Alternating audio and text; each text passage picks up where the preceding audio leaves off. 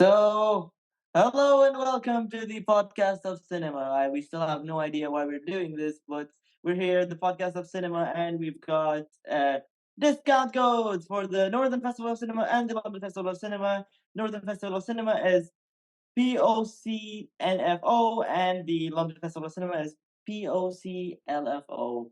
Anyways, we've got our first guest today, and we're doing this with none other than the filmmaker that when I think about the Northeast, when I think about films in the Northeast, when I think about film in Newcastle, pun intended, I think about this guy. It's none other than Liam Bowering. How are you?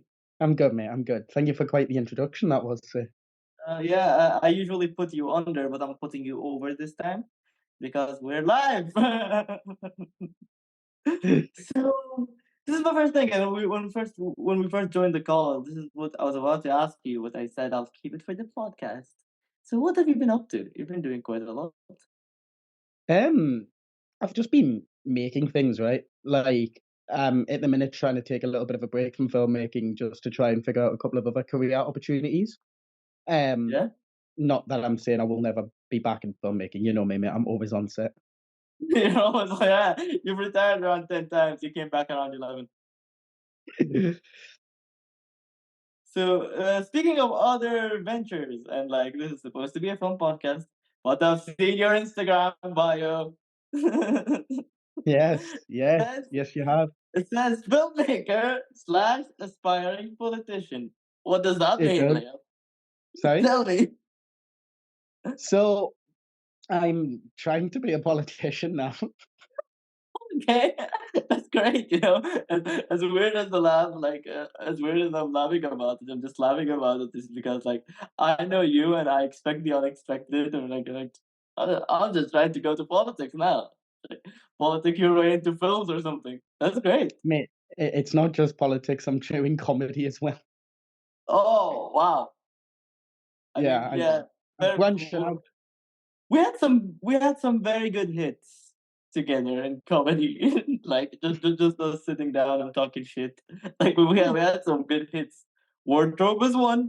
You could use that as Wardrobe is one. material. Wardrobe is Wardrobe will one. always be one.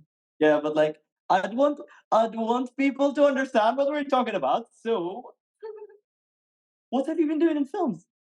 You've been directing stuff. So I've been working on a couple of different things. So we recently just wrapped on a feature film, which is an anthology of 8 short films called the Mam Films, which are all based around the struggles of being mothers within the northeast of England. Yeah, yeah. And And sorry, go on. I think I've heard about this the last time I was doing NFO. You were filming, I think, or like just around filming, something like that. So tell me more. So I think what you're on about is we're just about to get ready to go to the premiere, Oh yeah. which has been a really, really cool experience that we got to do. So we booked out a cinema in Byker in Newcastle, which was just an incredible experience. And now we're in the process of submitting to various film festivals around the world.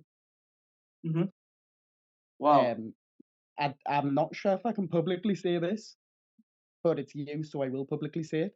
Um, we have officially submitted to Sundance Film Festival. Mm. Wow. Wow. Yeah, If you get yeah, onto that one, that's huge. That's huge. Like to me, we got into Screamfest in the LA Chinese Theater, and I haven't went there. The guy, director Mohammed Farid, he went there, convoluted. It premiered over there, and it was like unreal just seeing him, just seeing that film being premiered in a place where Tarantino premieres his films. I'm like, yeah. oh my Crazy, god, isn't it? that's my film! And now, in 2 days, we get to open the Bahrain Film Festival with that film. I'm the first film and last film, the only film screening on the opening night, which is like, oh my god, that's like the greatest honor I can get. I'm like, oh my god, I love this. I'm like, just very excited for this. And like, I think if you go to Sundance, that's like your $1 million made, I guess. Well, it's the biggest film festival in America, top 5 film festival in the entire world. Yeah. So, So, what was your role mine on that? was various Yeah. roles. Mm-hmm. So, I came on to basically be an overall one of the overall producing team Yeah. of the whole thing. So I was producer on pretty much every one of the shorts in various producing roles. But I was Mhm. started off. I was a runner on the very first one as well. Then I was a gaffer. I was a director. I acted. I voice acted. I did a bit of everything. So here's a question. What do you get when you know a bit of everything as a filmmaker? I think you get knowledge and skills that are not only. I know the podcast is obviously about filmmaking, but it's also various life skills you get. Like when you be as mainly, let's say, producer, for example, which is mainly what I do. You learn management, just complete time management, people management. You understand how the biggest thing I think I've learned is leadership styles. So I've been looking into a lot of leadership styles and how like each individual member of your team responds to certain styles. Mhm. Um, but I think you get just an overall understanding of the industry, and you can fill in various roles as well. So, for example, I was working on a show not too long ago where the gaffer was ill that day, so I just stepped in and did it. Wow. Yeah. And what's the like number one tip you wish to have known when you've got into films? Um, just how long it takes. Okay. Um, the process is months and months. That feature film, we started working on it in August of last year, and we had the premiere in July, I think. All So right. just how long those processes can take. Okay. So, in terms of the Northern Festival of Cinema, last year we established the Filmmakers Recognition Award, and the Yes, we first did. thing we recognized is Liam Bowering, and we forgot your award on the day. Yep, that was What a so funny. story! Talk about the full circle.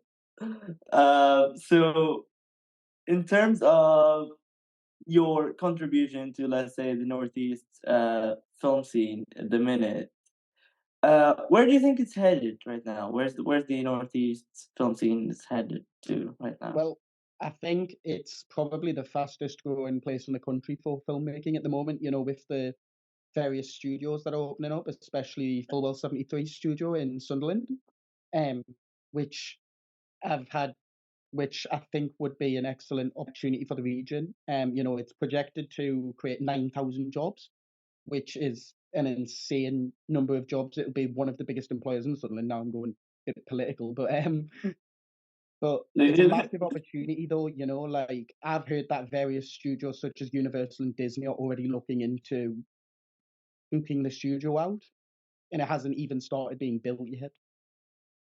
Wow, wow, that's phenomenal. Like it's the things where like yeah, I've been shooting outside of the region, but like there's this guy and I happen to forget his name. He used to work for Northeast Screen, and before moving out of Newcastle, he told me one thing, and it's still stuck in my head. It was like, yeah, go out, film outside, and then he was like, but never forget, you'll always come back. Keep that in mind. Whenever you can come back, whenever you can shoot in the Northeast, always come back. And me seeing all this development stuff, we were like, oh yeah, that's home. I need to be back. I need to shoot there. I need to do stuff there. And I need to get funded there. No, And I it's so agree. much. I massively agree. The region is ever expanding. I mean, you look at the Ken Loach films that have been shot here recently, Yeah, yeah. incredible opportunities. And then Danny Boyle shooting 28 years later here. I was gonna say Tony Park is on that one. Shout out to Tony Yeah, Park. mate, I have It's so it's many people on absolutely that. phenomenal. You go and see Tony Sparks' IMDb. You get to see like, and I'm not even kidding you. Like, I'll skip on the first one. The second one is like Dinner with My Family. The third one is The Old Man and the Waitress. The fourth one is like Dispatch Dream, and then the first one is like 28 years later on his IMDb. And I'm And like, the mad thing as well is Tony worked on some of the Man films as well. yeah, 2020 is absolutely unreal. Or like, I just see this and I'm like, okay, that's my film. That's my mate Jake's film. That's my film again. And then that's a Danny Boyle's film with Killian Murphy and Tony Park. Wow. he's my guy, and he came back to do influencering, and I'm like, I'm just So many massively people we proud. know, Like someone, like various actors that we know auditioned for it and got to various stages throughout the audition process, and some actors that we both worked with got cast in the film and then couldn't do it. we both worked Um, with. Aman, Aman Rashid, he worked Yeah, on it. yeah, yeah, yeah. It's absolutely incredible to see like those guys. We know them, and then they got this like amazing opportunity to do like an amazing film with like top talent, and I'm like, wow, wow, It's yeah, crazy. those are my guys. Those are my people. There's no reason So why, like, this is the thing, right? A lot of those people have only been doing film for a various number of years. I think Tony Park's only been doing it for 6 or 7 years. yeah, And he's at a point where he's now getting to work with the likes of Cillian Murphy. the best actor in the world based on when he worked with him. He was the best Yeah, actor based on the Academy. Period. yeah. Like there is no greater honor. And it's so cool Uh, to see things like, it's so cool to see, Danny Boyle, of all people, like working in like Newcastle and around the areas that I live. And it's the same yeah. thing like Indiana Jones shot here a few years ago, so did Transformers. And it's Hmm. all these incredible things that are shooting in the north now, and it's just starting to show that you don't have to film in London, you don't have to go Pinewood, you don't have to film in Manchester. Like there's real opportunities for filmmakers in this region now, and I've been in this industry a number of years now, and it's the best time to get in. By far the best time it's ever been. Yeah, I think like the only thing that's really missing right now, and this is what pissed me off of London mainly, is that like you expect money to come from outside rather than inside. You expect the American to come in and shoot, or the Hmm. foreigner to come in to shoot, but you don't fund the locals as much. When we talk feature films that are like fully funded, you get like 10 a year in Yeah. cinemas. Where you compare that to any other like 10 years period of like let's say 2000 to 2010. See how many British feature films are in cinemas per year. No, I They're agree. way Like, more than 10. and They're way it's more than and 10.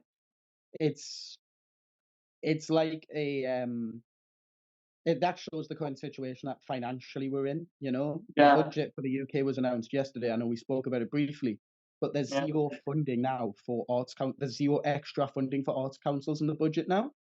Hmm. And when you've got something like TV and film, which is arguably one of the fastest growing industries in the UK right now, to then say, "Oh, we're not going to fund it anymore," is insane. Yeah, Like, yeah, if you yeah. don't fund it, you're not getting Danny Boyle shooting his next feature in Newcastle or even the UK for things like this. Yeah. See, like in my head, when I left the Northeast, I'm like, yeah, okay, maybe I don't blame myself to like, I can see the where I would have like, okay, I need to leave right now because like you get one per 3 years or whatever of like a big feature or whatever, and like it's mostly from the outside. I might go and gamble to go to London, but now I can fully see myself like, you know what? I'll just go to Hollywood.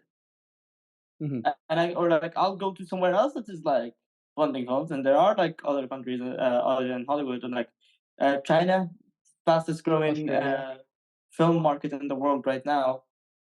Canada, Vancouver, they're doing a yeah, lot of things. Like I could see myself going there because I'm like nothing is Australia getting as well funded is doing locally here. Australia, Australia. yeah, that's Australia's doing another quite a one. lot at the moment as well. Saudi Arabia is another one. And like there are a bunch of like different countries that are like funding, especially funding locally. And it's not happening in the UK where like one more thing I'll mention about this point. One of my friends who I've met in London just got into the film industry like 1 year at best. And she texted me, she's like, is there any tips for me to get like onto film sets and stuff? And I was like, hope that more people spend their money in this country. At least, That's it. if you're wanting to get paid for doing them, yeah. Yeah, yeah, yeah, yeah. That's the thing because like uh she wants to do like she wants I think she's doing another job at the minute, but she wants to do like films full time, and I'm like, yeah, just or other than that, like you go and make your own film, but then you'd have to have like some money, at least like £5 in your pocket to pay for Yeah, something. no, I And would then agree. like and then do something and then hope maybe you'd make your money back. But like most of the time, as we both know, we never made our money back on anything Yeah. we've done. But But it is I what it think is. there are organisations and things like that, especially in the northeast, right? Like I helped run as you know, helped run a film club in the northeast called Yeah. Newcastle Film Club. which is really Mhm. sort of championing the idea that you can make films with no money, and like there are people who Yeah. are willing to help but it's gonna be you can only do that for so long, and you only put so much time and effort in before you have Mhm. to start looking at this being a financially viable route for a lot of people. And I think this is why we supported like I love the guys, but other than like personally liking the guys who runs the Newcastle Film Club, I like the concept. I like the idea of how it supports people and like how it like generates money to do films, and it just goes back and forth. And like we make money to spend money to make money to spend money on films again and again Yeah. and again and again, and it gets the chance for everyone to do it regardless of their experience. Like someone who's never done films ever before could be the director, and then this could kickstart their career. Like, and in a lot of ways, you've done it this way. Yeah, no, Like, you're the massively biggest right. example. I've wanted to do this for near on 20 years, and it got to a point, mainly in COVID lockdown, and I just thought, "Do you know what? I'm not just gonna sit around, like, the world is not gonna just give me the chance to do it, I'm gonna have to go out and fight for the chance to do it." So, Mhm. for 3 years, I worked my absolute socks off. I just got on every set I could, said yes to every single set that I was offered, and Yeah, 3 years in, and I'm now looking at writing my own feature and started a production company and getting some arts council funding for things and looking into potentially doing a feature in the next couple of years. yeah. And like this is the thing. Like it's all stemmed down from an opportunity, from a chance, from a gamble, from like a random film club at the time. They were like, "We'll do something. We'll gamble on people that have never done this before," and then they got the chance. And now you're telling me you've done your production company. You're telling me you've worked in a feature. You've done all these like great things. Worked with some absolutely amazing actors, and it's all because of a chance. And I think what's missing locally is more chances to the locals. This is why you don't see the next Edgar Wright, because they don't have the chances to be the next Edgar Wright. No, I do agree, and it's a lot of the way the funding system works is very much who your friends are and have you got a proven track record of spending money at this level so that we know we're not gonna th I think the issue as well comes down to a lot of production companies and a lot of people with the money and the power to make those decisions just not wanting to take risks anymore. Yeah, It's yeah, all yeah, about yeah. what is gonna make me profit, because that's all I care about ultimately is profit, profit above everything else. The art Yeah. has now become so secondary to profit, and it's why we're not going to see the next Christopher Nolan or the next Edgar Wright or the next, pick any famous British film director who all started on low budgets.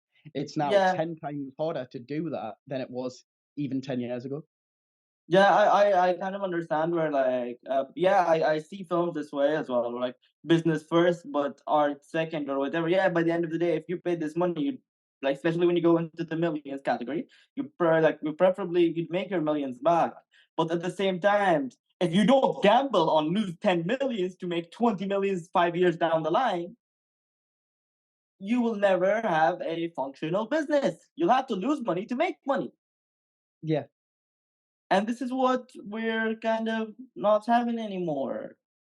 And eventually, like stuff would happen. But anyways, uh, I'd like to ask you now just about short films in general and stuff you've seen at the Northern slash London Festival of Cinema. Can you name me like your top three, five films you've seen, including your film at like the Northern Festival of Cinema? Can I say my own? No, I'm joking. I won't do that. There was an excellent film at the Northern Festival of Cinema this year called Cakes, directed by a guy Yeah. called Johnny Herbin. And Hmm. Johnny was there, and I had a lovely chat with him. And I've seen that his film's going on to play at incredible festivals in the UK, and I think a couple abroad now as well. I Yeah, we know were how the much. first to champion that film. We were the first to give it an in, award. Indeed, we were, yes. And I think I can't remember exactly what year it was because it was a number of years ago now. But there was a film called Candlelight, which I know we both Oh, absolutely adored. I love that Um, film. I love that film. that the team who worked on that should be on Disney because honestly, it Oh was yeah. insane. Oh yeah. It's a team from, oh my god, I'm gonna get that wrong. No, please don't kill me. Northern Ireland. Northern Ireland, I think. You think? I hope. But But yeah, I remember they're I absolutely remember amazing. that film so well, and I remember me and a couple of my friends who were there were, like, walking back that night and just talking about how incredible that was. I remember I've seen that film after I've seen it at my festival, at Sunderland Short Film Festival, and I looked Yeah, at it and I was just pointing at the screen. I just, it's my film, we sat next to each other then as well, didn't we? And we were like, yeah, yeah, yeah. I was like, I've seen that one, I've seen that one. I was like, it's so mine, it's all mine too. I love it. no, there's Yeah. been some really interesting stuff that's always played. I think Any another other one that plugs? really, sorry. Any other plugs other than Candlelight? Um, I think a big one I loved was The Last Meal by Craig Crouchman was the DOP on that one. Mm-hmm. I think I was supposed to work on that actually. I'm sure I got asked, but I'm sure something happened where I couldn't. But I'm, I love that film. I think it's excellent. mhm, Me and mhm. Craig have had various chats about that film, and I just think it's an incredibly simple concept. It's two people in one room, right? And I think the Yeah. script was like 5 pages. Mhm. And it goes to show that there's simple concepts in that, right? But imagine like that as a feature, because without spoiling the film, there's a lot you could do to expand that world. Yeah. And I think that if you give people like Craig Crouchman, like the production team behind that, the money to do something like that, but on a much larger scale, you will find your next Edgar Wright and Chris Nolan's. They are making Oh, things. I totally agree. Where like the cinematography is one of the best I've seen in short films. It won our best cinematography last year, and it's just absolutely outstanding. Like the set, the costumes, the lighting, the camera, uh, everything about that film was just like very beautiful, and it low key reminds me of Dinner with My Family. So I'm like, hey, I like it. What a good film that one was. Yeah. Speaking Mm. of Dinner with My Family, smooth transition. So we worked together on Dinner with My Family. Okay. Indeed, we Uh, did. one of like if you'd ask me right now, the minute was my favorite film, I'd probably say Dinner with My Family. But if you'd ask me tomorrow, it's Queen of the North or whatever, Influencer Inc. Oh, Something else, Stars Align. But yeah, it's like whenever I look back at that set and those memories, I look back at them very fondly, and I'd like to ask you any memories you'd like to share. Go on. God, where do we start, right? I mean, it all started with with the promise that you'd get me on your next show, and then you started making a short, The Ill-Fated Heartbeat, and you didn't ask me on it. And I remember being like, "You've lied to me." And then Heartbeat got cancelled, and then Yeah. the idea of Dinner with My Right. Family started coming up, and I was waiting for the text, and it never came off you. It came off our lovely director of photography and I co-producer, miss him. Theodore I miss him. Sousa. I miss him. I Yeah. miss him too.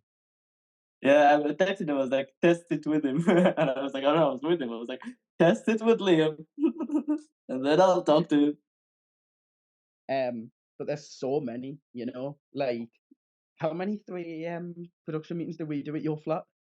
Oh, a lot, a lot. It's one of So my many favorite production memories meetings. on set. Like to think I was never able to replicate. Like right now, I'm working on a feature. It's very cool, but like I've done a lot of things after that. But like none of them had beaten I that one remember, because yeah.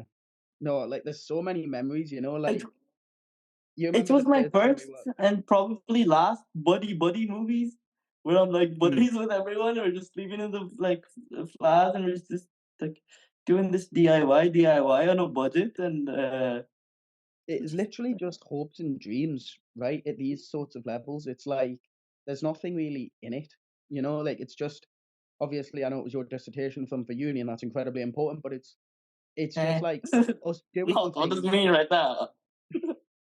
But That's what right. it is it's like it's filmmaking for passion, right? And that's the biggest thing, and you can't ever lose that, even when you go into work with the much bigger productions that I know you have and I have since. And it's still there in every person I work with, those productions, even the ones that have massive budgets behind them. I find that there's still those same levels of passion within people. Mhm. Yeah, yeah. I agree. But like it's just like especially when I started with like the three of us, me, you, Tio, and just we just out there, and then slowly the team started expanding. Slowly we were getting like Rachel Stockdale, Jacob Anderson, Sharon Casanelli.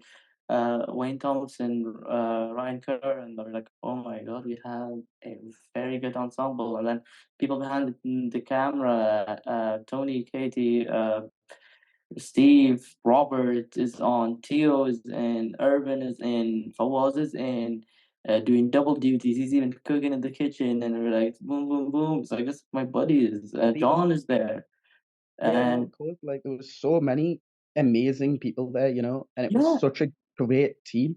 Another thing that I think about when I come back to that film is just how much like different scales of people there was. How many different nationalities was there on that film? oh, Six? like it's 7, 8, 9. I don't know, but like It this is the was cool Saudi thing about Arabian, English, Bowering, Romanian, American. American, of course, Wayne Mhm. Thompson. Uh, It's oh yeah, crazy. Henry Thompson. She showed up, but Oh, I and was counting Irvin, Irvin. and Irvin. Yeah, I was counting Irvin. Yeah, Henry showed up. He's American. Oh, and I Sharon is born in America. I don't actually know that. I think so. If I'm not That's mistaken. pretty cool. That's pretty cool. Yeah. So like we had a bunch of different nationalities, and like it's just crazy. And like stuff like that where like we're like that, like the collaboration for example with Fawaz started in there. Right now we're in development on a couple of things in Saudi Arabia, which is just Yeah, insane. we've We're just like been it to Saudi started Arabia. somewhere. Yeah. And we're like we have a development over there now in Saudi Arabia. And I'm like, oh wow, this all started from a collaboration in Newcastle. Same thing, let's say, with my friend in China right now, Enzo. And like it started in London, and like all of a sudden he's inviting me to China, and I'm like, Yeah, no, it's fuck, crazy like stuff, I have no isn't it? words. I met a guy at a film festival in Newcastle, not yours, so I won't name it. Yeah, Um, it's fine to be honest. Go ahead. um, and we talked for a number of months about creating something together in Brighton. Hmm. Unfortunately, that one fell through due to a various number of reasons, most majorly lack of funding. But Yeah. like those conversations that you have in basements of museums where the film festival is being held, um, even now we still keep in contact and talk routinely about trying to just make something happen. And fundamentally believe one day we'll make it happen. Yeah, it's just absolutely crazy, like this guy, and like I knew him when I first moved to Newcastle. I thought he left afterwards. Then I met him by the odd chance where I was looking for people, and he like spawned in front of me. Haven't seen that guy in 3 years. I go and talk to him. Don't know anything about his film abilities. The first time I legitimately tested this guy was the day he was on set. And then I was like, I haven't okay, I like this guy, whatever, we work very well. And we never stayed in, like, we never, like, got, like, in contact. We've always been in contact together and we never cut ties. So, I go and, later on, we go and work on, like, 3 different films that he's done. And later on, he goes and does a documentary about me. At the minute, I've met Fawaz, like, in, like, 4 or 5 different countries other than the UK in the Yeah, past 4 or 5 months. It's because we're like, oh my god, this guy, we're just going places, and like he's taking me to places. Like, oh, come and meet this guy in Saudi Arabia. Come and meet this guy in whatever. And I'm like, go, I'll come to you in Bahrain and see whatever. We'll do that. I'm like, oh wow, it all happened from like one collaboration. Same thing with like a lot of the other people we've worked with. Same thing. Like if I go back to Tony Park, let's say, it all happened on like because of wrestling. We did something wrestling together, and it's yeah, together. no, I agree. And a lot of people that I met on the dinner with my family set I've gone on to work with since. Even became a first AC on the Old Man and the Waitress project that was mentioned before that I was the producer on, which just won an award last night as well. Oh Not yeah, last night, Tuesday congratulations, night. Jake. I told him this. He's done the thing that I've never done. Win a win Well, an award at the film festival you've attended. I've not won an award for directing yet, but I will. I will. I've never won an award for the film festival I've attended. Not even my We've been own. nominated. We've been nominated. Yeah, I've been nominated, but every time I attend I lose. Every time I don't attend I win. It's supposed to be the uh, other way around, when like the Ballon d'Or or you just something when player yeah, I doesn't was attend about to he say loses. you've got to do a Vinny Junior, bro. No, no, no. I'm like the reverse psychology of that. I need to actually like no, yeah. I'm the reverse psychology with the exception of Vinny did not pretend he lost. Where if I was Vinny and I did not pretend, I would have won. And you saw that. You remember that one festival when it was the clear winner on who's winning best film, and we all congratulated each other, and then it was rigged. I remember that one. That was a good one, wasn't it? Yeah, Is that God, it's supposed like to be? Is that everyone, even a supposed to blind squirrel could actually see that one. And like, be? Is that like festival audience still running? reaction, everything. We had that one. It's just because I've attended, therefore I have to lose. It's the hardest thing ever as a filmmaker. Is Is that to win an festival award. still running these days? I don't know. It's an interesting question, you know. To be fair, But it was to a be very fair, good one. that was a good day.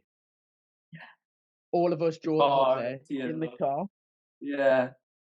suits. It's, You remember we were the yeah, only people yeah, in the yeah, yeah. entire room with suits on. Yeah. And I think that's the only time all three of us wore suits. No, no, I don't think Teo and John were wearing suits that day. I No, don't you're think so. I right. think it was just me and you. John was wearing one. Was he? Yeah, John had like this blazer suit thingy. I He don't looked know. like something from like Peaky Blinders. But yeah, Do you remember Theo though? never bought a suit until he graduated. I think Teo. And I bought that with him. You've got like two He or found three, one haven't on you? clearance. And I'm sorry I'm exposing Theo, but he found one on clearance for £15 on Primark. Like I know Primark suits and those go for like £30. Fair enough. I bought a few of them. Yeah, of He course. found it for 15. Hey, a deal's a deal, man. A deal's a deal. Still, one of the main reasons I kept on getting him as a producer is he saved me a lot of money.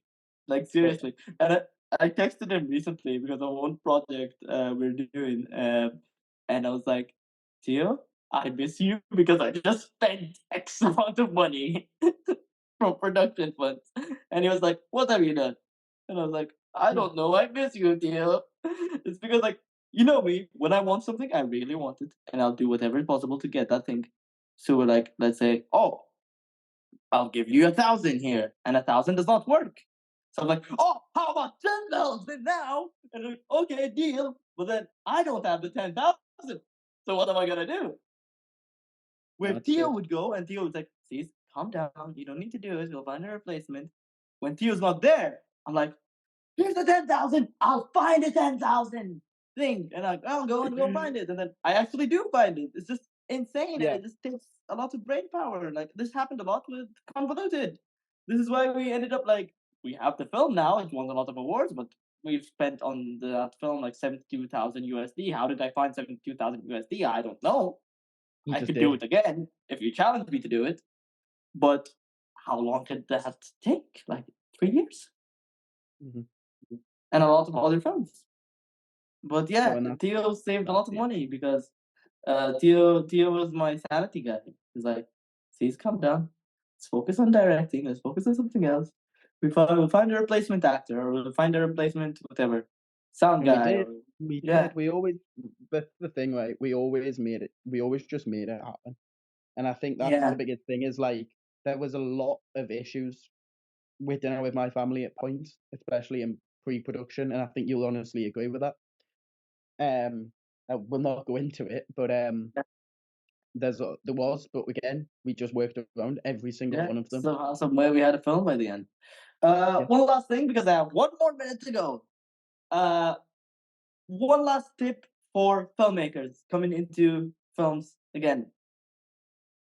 Say yes. Just say yes to every opportunity that's put in front of you if you can. Obviously, there's a lot of limitations there, but what it creates is connections. And what it creates is just work as hard as you can because people remember people who work hard and people who show up and people who just are there because they want to be there. Ask questions as well. People love people who ask questions, show your willingness to learn, your eagerness to learn, and people remember these people. And then if they make it one day or if you make it one day big, you've got your crew. You already know the people you're going to work on it with. Yeah.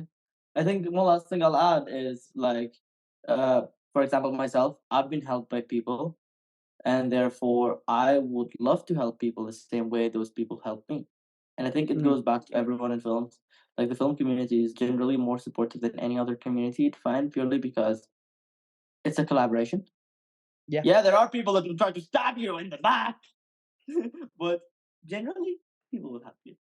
Very Anyways, much so. that's the end of the podcast. Goodbye, everybody.